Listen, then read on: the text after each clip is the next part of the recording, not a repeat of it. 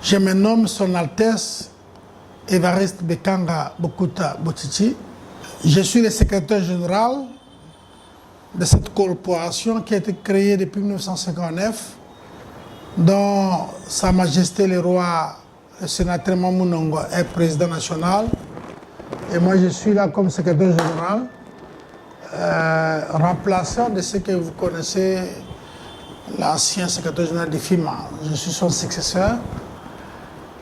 Aujourd'hui, je suis très heureux de pouvoir vous recevoir dans notre cabinet, c'est le siège de notre association. En ce qui concerne les projets animés par le pasteur Josué Tirlands, je pense qu'à notre avis, comme secrétaire général, initié coutumièrement selon la coutume de Boyela dans le territoire de la province de la Chuapa, je ne trouve pas d'inconvénient. Je suis ici comme secrétaire général. Avant toute chose, j'ai commencé par devenir sympathisant effectif et ça fait plus de 20 ans, disons aujourd'hui je peux dire que j'ai plus de 30 ans que je suis dans cette association. J'estime que une conférence, une réunion qui réunit les chefs coutumiers et les religieux, ce n'est pas une erreur, ce n'est pas un péché, c'est plutôt une bénédiction pour le pays.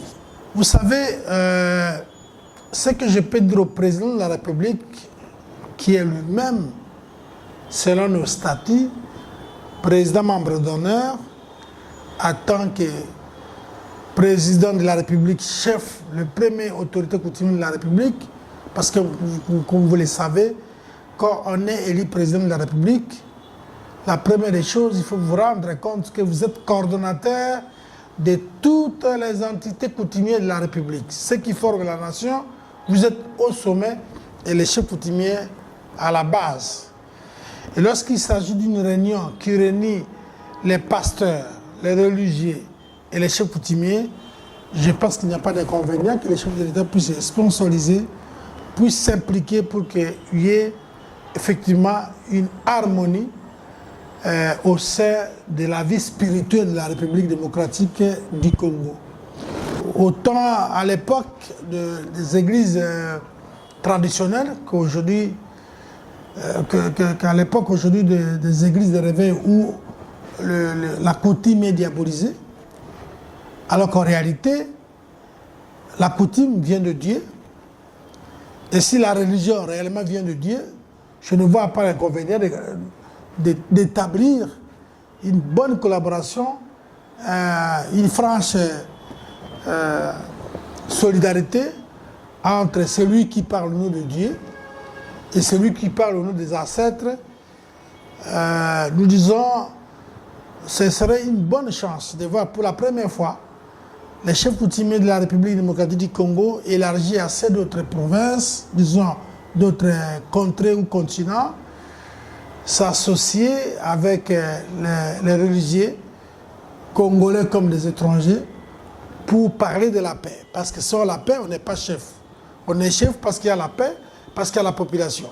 Si du jour au jour, on continue à encaisser les tueries, comme nous vivons depuis une décennie à l'est du pays, comme nous sommes en train d'observer dans le Grand Bandundu, et un peu à chose au Congo central, il n'y a pas un seul chef qui peut avoir le sommeil. Parce que la préoccupation prioritaire pour un chef, c'est la paix, c'est le développement à la base. Or, la paix, c'est le gaz même du tout développement. S'il n'y a pas la paix, on ne sait pas développer. Et c'est comme ça que moi, je dis au nom de la NRTC que si tel est le cas, nous sommes une partie prenante dans ces forums, dans cette conférence. Nous allons activement participer en marge de ce que nous sommes en train de préparer à notre niveau, et que je ne suis pas habilité à annoncer, mais dans les jours prochains, vous saurez ce que la NATC est en train de préparer au patronage du président de la République. C'est à moi de vous remercier parce que vous avez pris à pied levé. Je vous promets que la NTC va s'impliquer pour la réussite de cette conférence.